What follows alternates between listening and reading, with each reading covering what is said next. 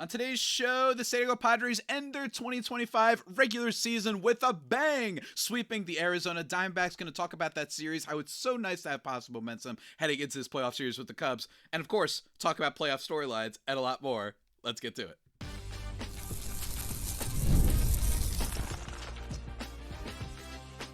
You are Locked On Padres, your daily San Diego Padres podcast. Part of the Locked On Podcast Network, your team every day.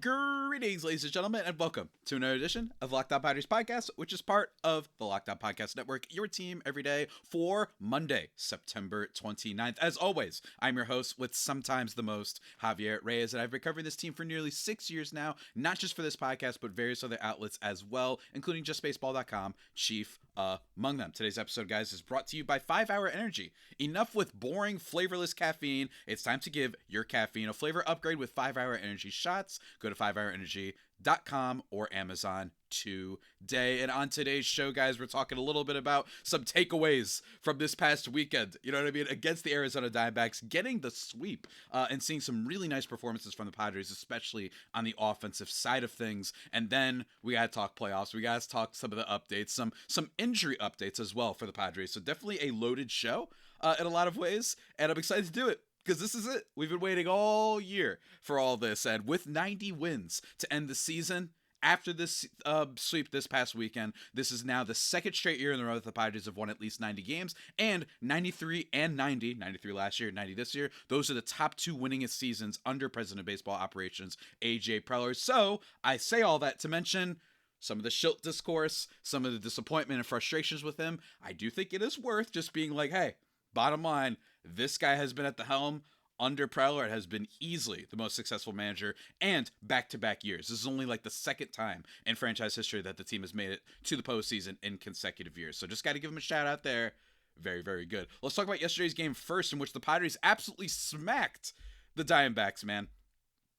12-4 in this one. First of all, Fernando Tatis Jr., Manny Machado, Xander Bogaerts, those guys actually end up getting pulled from this game because it was such a wipeout. Just giving them a couple reps, I think, was good. Tatis goes 1 for 2.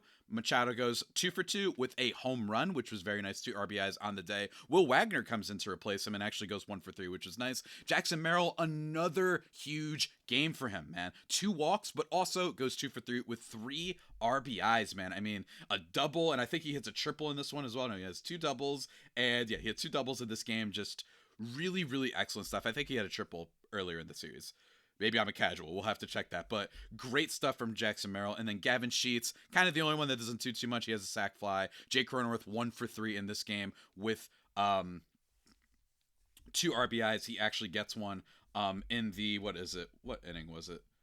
Ah, yes, there we go. Bottom of the 7th inning. It didn't really matter. The Padres are just pouring on. But I still think it's just nice to see, right? Like, it's just really nice to see that, especially for players that had been slumping or not looking as great, that we got some really nice offensive performances from them this season and this weekend, right? Specifically this last month. We've talked about Jackson Merrill a lot, but he's been completely back for a while now. Like, genuinely, his OPS, his slugging this past month, and in August too, has been sensational. I mean, genuinely, this is one of the best developments for the Padres heading into the postseason. That Jackson Merrill looks like he's fully back. He slashed 275, 320, 626 this last month. That's his 946 OPS. And last month, 268, 317, 482. That's a 799 OPS. So even when he wasn't, walking as much as we would like, right? Not necessarily doing as great. He came back off the IL and looks like that type of player who could be a 6-win guy next year. And he still finished the year with a really solid season. But now heading into the postseason, I'm really curious to see what the lineup's going to be. Now, because of how much better Jackson Merrill has looked, he was kind of that guy that you were thinking, let's use him as the leadoff guy or use him as one of the top guys, I should say, at the top of the lineup. I just think it's super impressive what he did this year. All the injuries, the sophomore slump, just getting used to, being back and all that sort of stuff. It's hard to be great after such a great year in your rookie season, and he did that. So shout out to him. And shout out JP Sears, who was competent in this one. Not great. He does give up 7 hits and 5 2/3, but only 2 earned runs, 3 walks, 4 Ks. It's possible you see him in game 2 because it looks like Michael King is going to be the game 3 starter, right? Just because of when he recently pitched. It might be a JP Sears, Randy Vasquez, Yu Darvish type of thing going, with Nick Pivetta obviously going to start game 1. So be on the lookout for that. Can JP Sears be a guy that like stops this Cubs offense, maybe even stymies it just a little bit?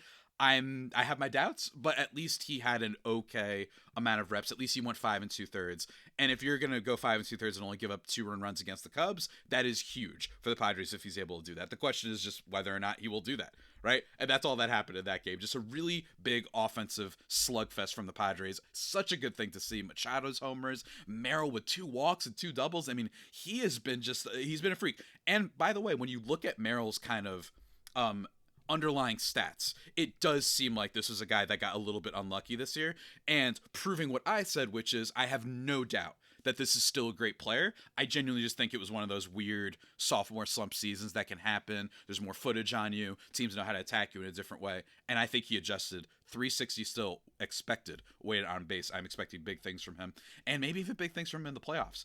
The other game, though, Saturday, dare I say, one of the more, I don't know how to put this, telling games, dare I say. Michael King gets a start in this one. He goes 2 2/3, does not go a full innings workload, obviously, because they're going to have to probably use him on Thursday if they make it to game 3, if there is a game 3, whatever happens. Only goes 2 2/3, but even still, 1 hit, no runs, 2 walks, 3 Ks. That was good. It was one of the performances of the weekend to look forward to the most. I'm like slightly surprised they didn't keep him in for at least the full 3.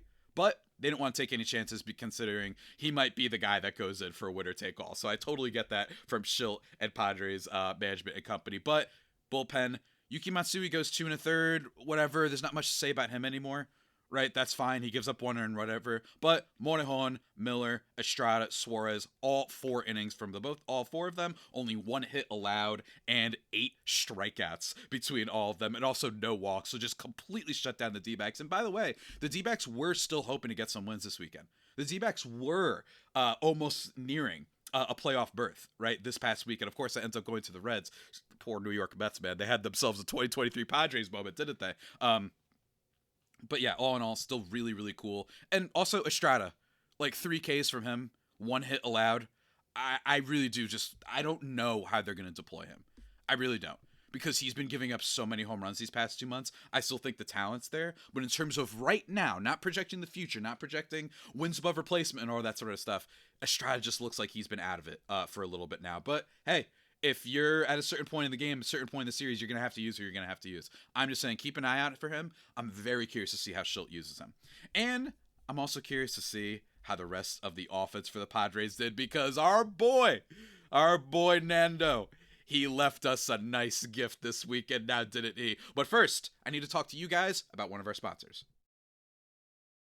And that sponsor is our friends that you heard at the top of the show, and they are the folks over at 5 Hour Energy. Caffeine just got a flavor upgrade. 5 Hour Energy shots deliver tasty caffeine in 17 bold flavors, each 2-ounce shot packing the caffeine of a premium 12-ounce cup of coffee, plus B vitamins and nutrients with 0 sugar and 0 crashes. What I love most is how portable they are. Big taste, tiny shot. You take it anywhere and get that boost when you need it. It's great. They got all different sort of flavors. You know, it's great. Sugar-free. Don't have to worry about crashing later. It's fantastic. What else are you waiting for, guys? Enough with boring, flavorless caffeine. It's time to give your caffeine a flavor upgrade with 5 Hour Energy shots. Get the favorites you love or be bold and try something new in store and online at www.5hourenergy.com or Amazon today. But we're not done. I also want to take a second to talk to you guys about our friends over at Zippix. That's right, folks. We like Zippix a lot on this show. You know why? Because they are here to help you out with your caffeine, with your the nicotine, whatever it is. They have you covered with both of those styles, guys. For nicotine users, Zippix provides a discreet way to satisfy cravings and the hand-to-mouth habit without vaping or smoking. Zippix can be a helpful tool as you work to reduce your dependence on vaping. Available in 6 great flavors with 2 milligram and 3 milligram nicotine options. And if you need the energy without the crash, their caffeine toothpicks are a game changer. It's great, guys. And they have a peppermint watermelon flavor. Peppermint watermelon ice to be exact. I mean, come on. That's just that's anything that's named a flavor that's peppermint watermelon ice. I'm in on. That's what I gotta say. So go to zippixtoothpicks.com. Use Locked On for 10% off your first order. Must be 21 or older to order. Warning: nicotine is an addictive chemical. But that's zippixtoothpicks.com. Promo code Locked On. Zippix, ZIPPIX. Zip more, smoke less with Zippix toothpicks. Go check it out.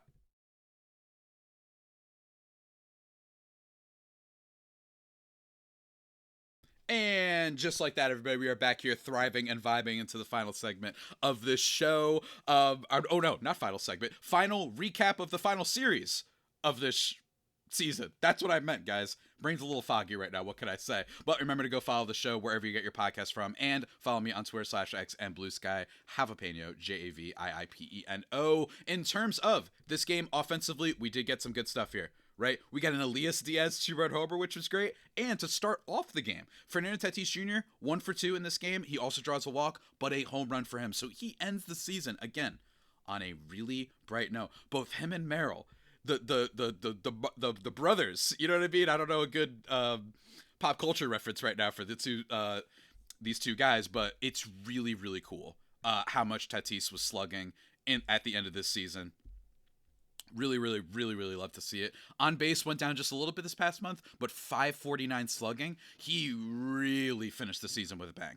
Like, really did. 7 home runs. And every month before that, he hit 1 in August, 2 in July, 2 in June, and 5 in May. This is the most home runs in a month that he had since that MVP level that he looked like to start the year. And he was still a great player. Don't get me wrong. We've talked about this a lot. And we will talk about it when the season ends, whenever that ends, hopefully a while from now, doing all the player reviews. But in terms of this past month, just incredible stuff from Tatis. It's possible that the Padres, we've viewed them as a team that's going to have to need, run prevention. You're going to have the bullpen really shut down the Cubs offense. That's going to be the storyline. What if the Padres offense is waking up to being what it looked like for those 2 weeks after the deadline, or what it looked like last year? I know there's been some injuries and such, but with Merrill, Tatis, and Luis Ariz, by the way, having a nice string of things. He goes 1 for 4 in this game, but even still, as a DH, I still like to see what he's been doing. He has looked a lot better. And it's more of an approach thing that I've seen from Luis Ariz. So can he carry that into the postseason?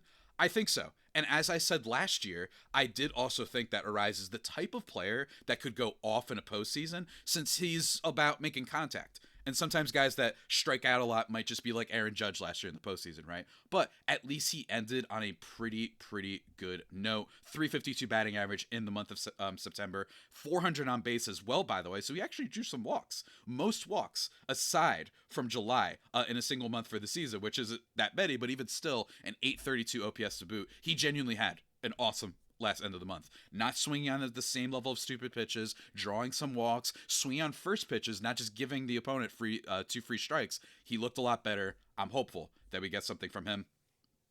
Bogarts also with a 2-run home run in this one. It was Tatis home run, Ariz single, then a Bogarts home run, and I was like, that's just what I love to see, right? And not much else in the way of the offense, but even still, love to see everything from this team. And then, of course, Friday's game, the Padres win a final score of 7-4, and they got another hit from our guy Nando. He goes 1 for 5 in this game, but it is with a grand slam home run in the bottom of the 4th inning. I was watching that. First, you got the O'Hearn single, right? That was another player that I meant to talk about, Ryan O'Hearn.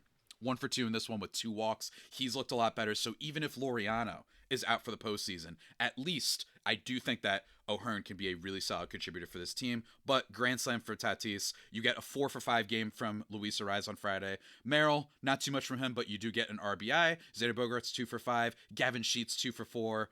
Already mentioned O'Hearn. Just great stuff, man.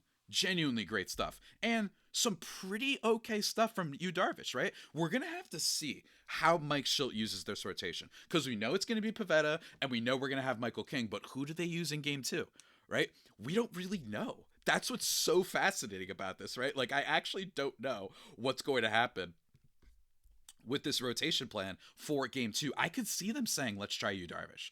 I could see them saying, let's just do a Randy Vasquez, JP Sears thing, right? Depending on the outcome of tomorrow's game, I think determines everything about who they go with in game 2. Because if they win the kickoff game, if Pavetta's great, if the offense shows up, then I could see them being like, let's just have a Randy JP Sears thing.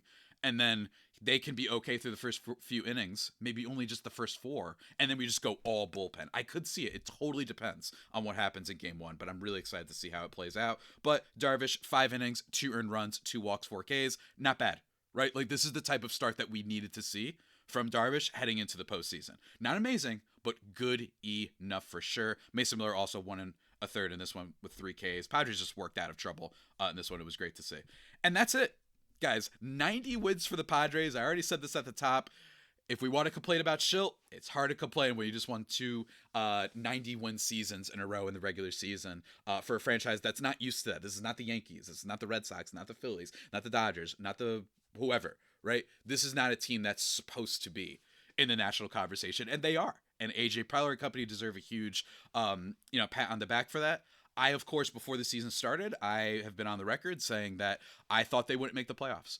I thought they'd be an 87 or so win team, still be good, but I thought that the D-backs, I thought the Giants would be a little bit better and just be pests. Not necessarily better than the Padres, but that they'd be pests and be a little bit harder of a division opponent.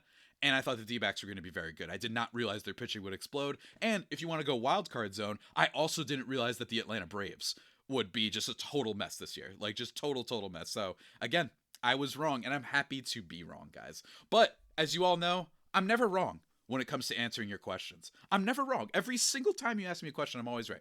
I always win. I'm undefeated in the era of Javi. In the era of AJ Preller, I'm undefeated.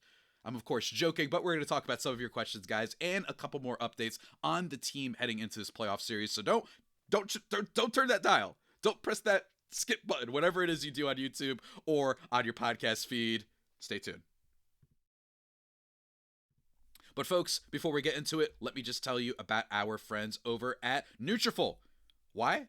Because it's important, folks. You've seen a million ads for hair growth products and thought, okay, like that actually works. And there are so many that are out there, and it's hard to know which ones are actually going to do anything. And that's why you should give Nutrafol a closer look. It is the #1 dermatologist recommended hair growth supplement brand, trusted by over 1.5 million people. And now, Nutrafol is the official hair growth partner of Major League Baseball. So what are you waiting for, guys? You can feel great about what you're putting into your body. Since Nutrafol hair growth supplements are backed by peer-reviewed studies and NSF content certified, the gold standard in third-party certification for supplements. It's great. Less shedding, healthier looking hair. It's great. I mean, what else do you want? 4 peels with a meal, no prescription needed, easy. And you can feel good, again, about knowing it is NSF certified and backed by peer-reviewed studies. See thicker, stronger, faster growing hair with less shedding in just 3 to 6 months with Nutrafol. For a limited time, Nutrafol is offering our listeners $10 off your first month subscription and free shipping when you go to Nutrafol.com and enter the promo code LOCKEDONMLB. Find out why Nutrafol is the best-selling hair growth supplement brand at Nutrafol.com, spelled Nutrafol.com, promo code LOCKEDONMLB. That's Nutrafol.com, promo code LOCKEDONMLB. Go check it out.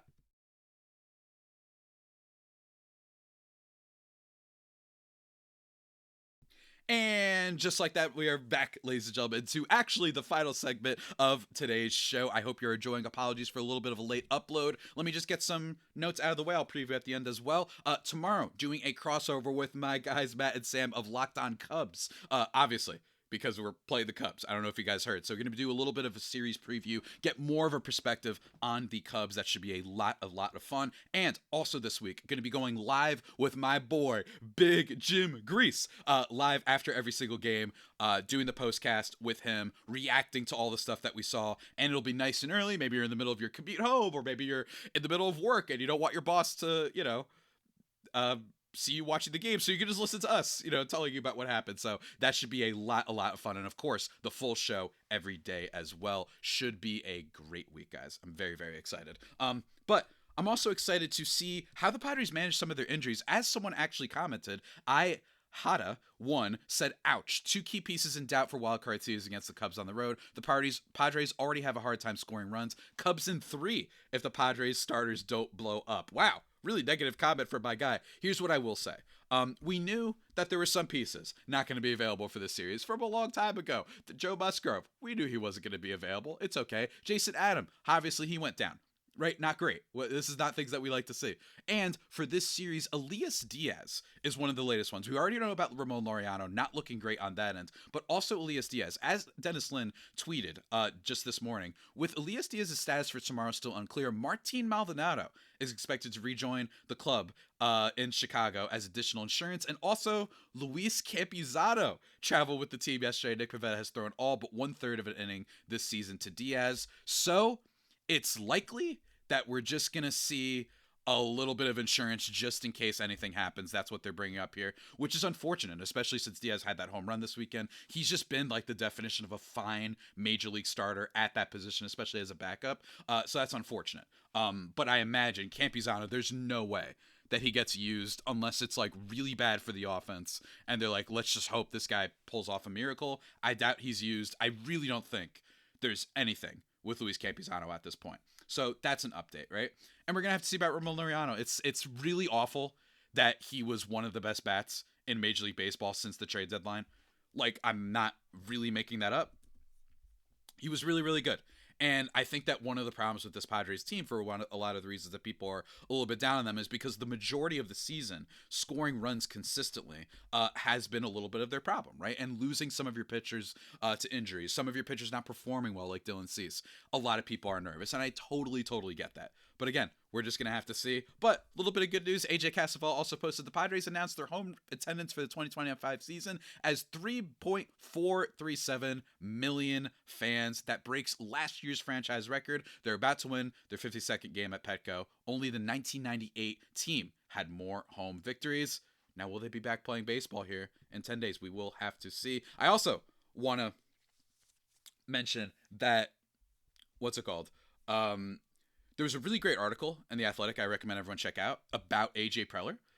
Just like about who he is as a person, getting into all the little anecdotes that are fun, like how much of a sicko he is and loves playing basketball at like 4 a.m. That's like the only thing he does that's not Padres baseball is basketball to like keep his brain, you know, a little bit preoccupied. And some of the relationships that he has with people, a lot of praise, not really a lot of negativity, as we've seen in previous reports on the Padres, especially after bad years, like 2023 being a great example. Seems like he's really improved as a manager, improved with relationships with employees, and just fun stuff like how he claims, like urban legend stuff almost, like claiming that he's never turned on the stove at his house. Like he just lives on Denny's and Taco Bell or whatever the heck it is, like fast food stuff like that. What a guy. It's like if a college kid, my friend actually texted me about this. He was like, he's literally an alien, but he accidentally got into baseball when he came down here. So he diverged from whatever his initial project was, which I agree. Shout out my friend Drew if you're listening. But overall, guys, this is going to be a big series. Let's talk about some of your guys' comments that you left over the weekend. Firstly, Ramamurti 9938 says, how impressive is it that with all the injuries we had that the Padres still won 92 games? I think you mean 90. What does that say about Schilt and Niebla and how awesome they are? It says a lot. I think Niebla deserves all the credit in the world. We've talked about him dozens of times on this podcast because the amount of Padres that we've seen that have had good pitching seasons or just pitchers that just popped up, right, has started much more when they hired Ruben Niebla, which Preller deserves some credit for, and the Guardians deserve a lot of flack for. Like, why'd you let that guy go? He also says, who's your MVP for the team and for the pitching staff? MVP for the pitching staff has to be Nick Pivetta, considering how many other injuries that they had and how many people didn't show up, right? Like Dylan Cease not showing up, right? Obviously, and then honestly, in total, the MVP for the team is probably the bullpen. If I could give it to just an entire entity, if that's okay. In terms of like the usual traditional stats, Fernando Tatis Jr. finished with 6.1 wins above replacement, which is excellent. Top 10 player in baseball with the defense, with good offense, with the walks, and the speed, all that, right? But I think MVP of the team for me will be bullpen because the bullpen was consistently great throughout the entire season, always showed up for the most part when they needed to, and it's been a huge strength, right? So I think as a total thing, I have to give it to the whole bullpen for MVP of the Padres this year. Tatis was great. Do not get me wrong. He's a gold glove, probably a defender, all the speed, all that stuff, but I got to give it to the bullpen just being as unbelievable as it was this year. With Morejon, Suarez, Jason Adam while he was still here, Mason Miller, and Jeremiah Estrada, although it got worse at the end of the season. It's really, really been an unbelievable year, I think, for this Padres bullpen that will not be soon forgotten. And then lastly, he asks, are you going to be coming back in 2026? Thank you for asking, my friend. I'd say it's likely that I'm back for next season. I will definitely be still covering the team for the rest of probably this like calendar year. Probably postseason stuff, maybe gonna go over some free agent stuff. But I have to admit, I am at a weird point in my life where I have to just figure out everything I'm doing. So it could change very soon, right? Depending on what happens in my life. But as of now, yeah, I think I should be back host this podcast. So if you're thrilled to hear that, thank you. Love you. If you're not thrilled to hear that and you're like, dang it, well, maybe I'll do better. I don't know what else to say about that, but thank you for the questions, Rama, as usual. And Ash, another frequent commentator of this channel, Phoenix Ash 927 says, well, here we go. Epic end to the season, finishing strong enough to hit 90 wins with everyone getting hot. I agree. I think Schilt did a fantastic job getting everyone some playing and pitching time. Big G said it right on the postcast. Pivetta, then, if we're up 1-0, Darvish cease for game 2, King game 3. Take it a step further. This hopefully lets King be game 1 against the Brewers, Pivetta game 2, Vasquez game 3 in San Diego. I said what I said. Major shout out to you and Grease for an amazing season. I love how interactive you are, and G-Man has improved so much. Yeah, everybody give some love to Big Jim. Give some love to Big Jim. You know what I mean? He's new on the channel. He's the older guy, you know, and he's trying to figure out some of the things over there. And because his computer, like, hates him, by the way.